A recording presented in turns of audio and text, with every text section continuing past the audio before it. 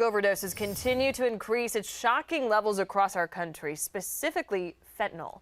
So we're taking a closer look at drug deaths here in the upstate.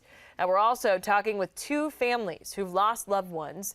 One mother had to bury two sons. The other coming up on the anniversary of her son's death. As Fox Carolina's Tresia Bowles explains how both families are doing about what they can to the community with this drug epidemic. Well, Tori, the Blackwell and Ashenfelder families are still healing, but they're using that pain to drive forward and take action. They hope by speaking out, laws will change to put those who sell and distribute these dangerous drugs behind bars for good.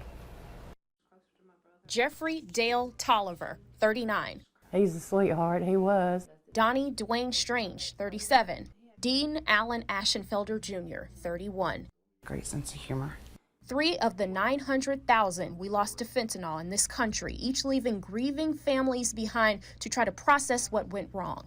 My boys are gone, and I'm never going to see them again. Lisa Blackwell lost 2 sons. She says both were struggling with drug abuse, but says it's not always as simple as just getting them help. We tried to get them into so many places. And unless you have money or insurance, they won't do nothing. And it's traumatizing. Misty Treadway and her young daughters found her brother at home. One of my children witnessed their uncle die. They all saw it. It was horrible. There are parallels between the Blackwell and Ashenfelder families. Lisa Blackwell found her son DJ at home too. He said he was going to go eat his dinner in his bedroom. I said, okay, I'm going to go on to bed.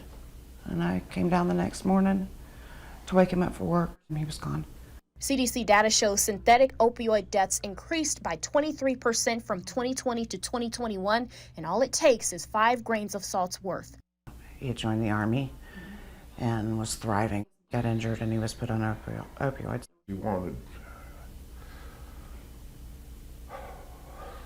He wanted to be free from it.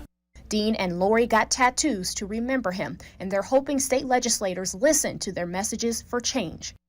You feel so alone. We have to talk about it. It's going to take a community.